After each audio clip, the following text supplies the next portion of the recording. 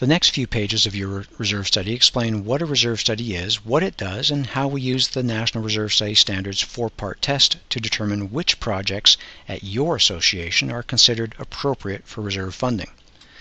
The first graphic you'll see is a thermometer that describes 3 different ranges of reserve fund strength.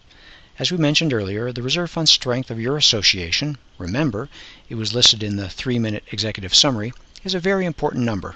Now would be a good time for you to mark where your association's percent funded falls on the thermometer scale and begin to understand the implications. If your association falls into the strong 70 to 130% funded range, congratulations. Associations in this strong range benefit from knowing that special assessments and deferred maintenance will be rare. If your percent funded is in the fair or weak 0 to 70% funded range, your association is underfunded. The lower the number, the more your association is at risk of undesirable consequences. A special assessment in order to perform repair and replacements in a timely manner, loans, or deferred maintenance. Site inspection notes and some photos are shown on page 5. By now you'll see that reserve studies are based on lots of mathematical data.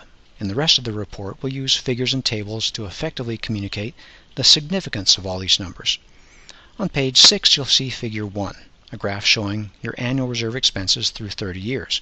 We call this your association's fingerprint because it's unique to each association. Most associations have a few large expense years scattered among low expense years. Figure 1 allows you to see the association's big expense years many years in advance. Figure 2 on the next page is a graphical representation of the 30-year funding plan, comparing our funding plan recommendation to your current rate of funding. The funding plan recommendation shows the funds necessary to offset ongoing common area deterioration.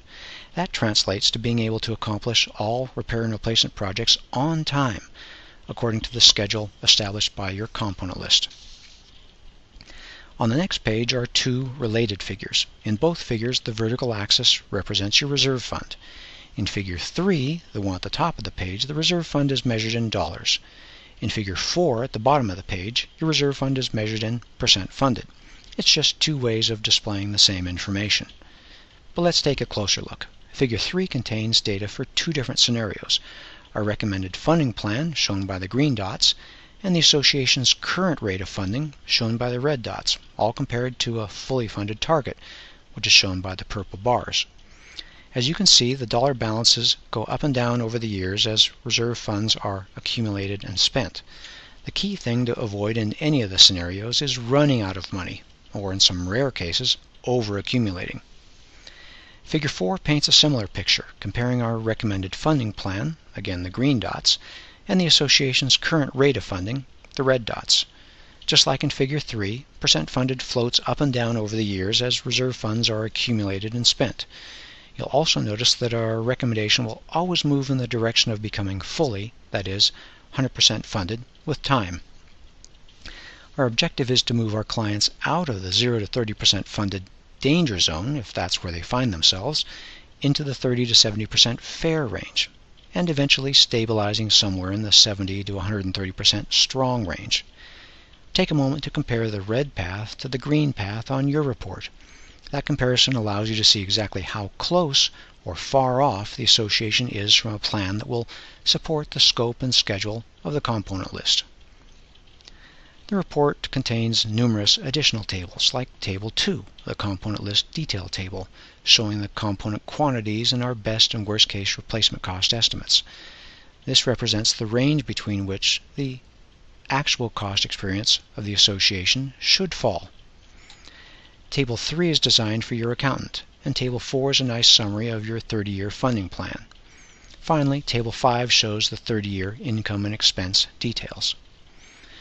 Moving a few more pages into the document will bring you to the photographic inventory appendix, the portion of the report where you'll see detailed information from our site inspection for each component. You'll see pictures, our notes and observations, both of which will allow you to see and understand what we saw while on site. I hope this has been helpful in explaining the figures and tables contained in your reserve study.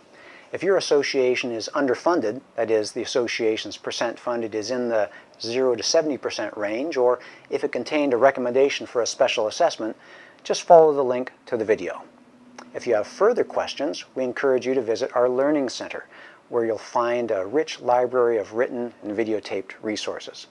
And finally, if you have any feedback, please follow the link to a short survey. On behalf of the entire Association Reserves team, thank you again for choosing Association Reserves as your reserve planning partner.